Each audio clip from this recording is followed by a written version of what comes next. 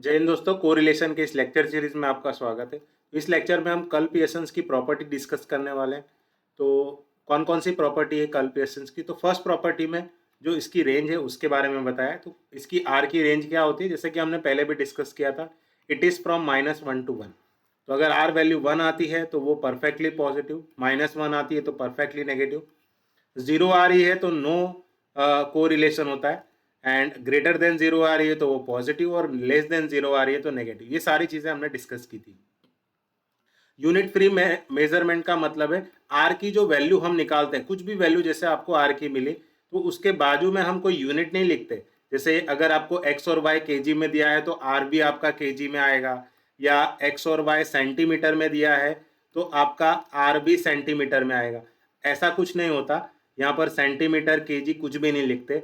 Are की जो value आती है, वो जो नंबर मिलता है वो यूनिट फ्री नंबर होता है। उसके बाजू में कोई भी सेंटीमीटर केजी ऐसा कुछ भी यूनिट नहीं लिखा रहता। It is independent of unit, and it is independent of origin and scale भी।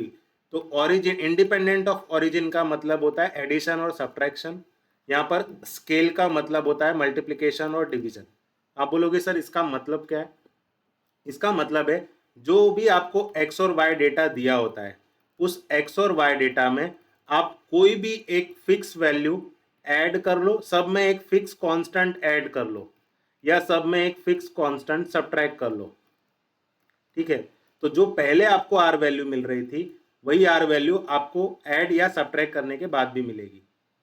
सिमिलरली जो आपको पहले एक्स वाई डेटा दिया है उसमें जो आपको आर वैल्यू मिली है, वो सेम आर वैल्यू अगर एक्स वाई डेटा को मैं कोई फिक्स नंबर से मल्टीप्लाई या डिवाइड भी कर देता हूँ तो भी उससे जो आर वैल्यू मिलेगी वो भी आपको सेम ही मिलेगी। मेरा कहने का मतलब है, अगर आपको नहीं समझ में आया तो जैसे मैं कोई डेटा ले लूँ और उससे एक्स और वाई आपको मल्टीप्लाई करके बता देता हूँ। ठीक है? जैसे यहाँ पर एक्स और वाई आपको क्या दिया है, कोई डेटा दिया है, जैसे मैंने यहाँ 1 2 3 दिया है, और यहाँ 10 20 और 30 दिया है।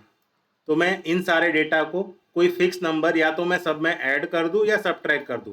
मान लो मैं सब में 30 ऐड कर देता हूं, यहाँ पर 30 ऐड कर देता हूँ, यहाँ भी 30 ऐड कर देता हूँ, यहाँ भी 30 ऐड कर देता हूँ। तो सब में मैंने एक फिक्स नंबर ऐड कर दिया।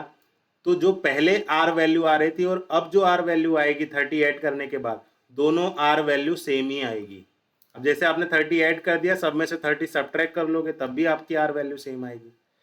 सब में कोई एक फिक्स कांस्टेंट मल्टीप्लाई या डिवाइड कर दोगे तो भी आपकी आर वैल्यू सेम आएगी जो पहले आ रही थी।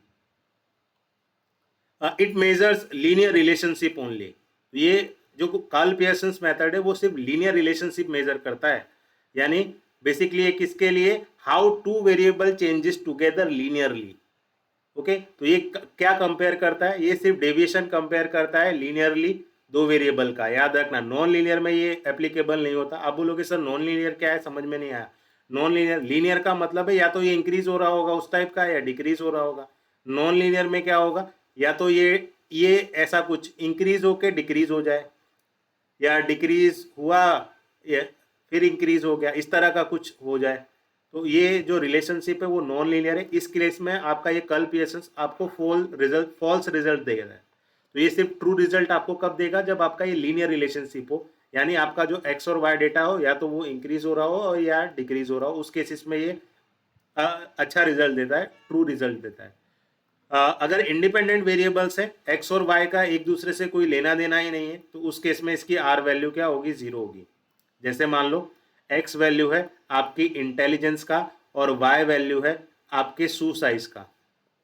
तो इंटेलिजेंट का शू साइज से कोई भी लेना देना नहीं होता, तो यहाँ पर एक्स का वाई से कोई लेना देना नहीं है, तो आर वैल्यू क्या होगी? हमारी 0 होगी।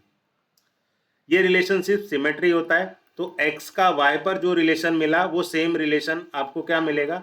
वाई का एक्स पर भी। तो यानी एक्स और वाई को आप इंटरचेंज कर दोगे तो उससे कुछ फर्क नहीं पड़ने वाला। तो एक्स का वाई पर कोरिलेशन या वाई का एक्स पे कोरिलेशन, वो दोनों वैल्यू आपको क्या मिलेगी? सेम ही मिलेगी। इसीलिए हम इसको सिमेट्री रिलेशन बोलते हैं। ये कोरिलेशन कर्ल पियर्सन्स मेथड्स में जो आप आर वैल्यू निकालते हो वो दो चीजें मेजर करता है, एक तो डायरेक्शन और डिग्री भी। डायरेक्शन का मतलब है वो पॉजिटिव है, नेगेटिव है या 0 है। डिग्री का मतलब है पॉजिटिव है तो कितना पॉजिटिव है, नेगेटिव है तो कितना नेगेटिव है। इंटेंसिटी भी पता चलती है ना? तो ये रहा हमारा पॉजिटिव साइड, ये रहा हमारा नेगेटिव साइड, और उसके साथ साथ इंटेंसिटी भी लो, मॉडरेट, हाई, लो, मॉडरेट, हाई।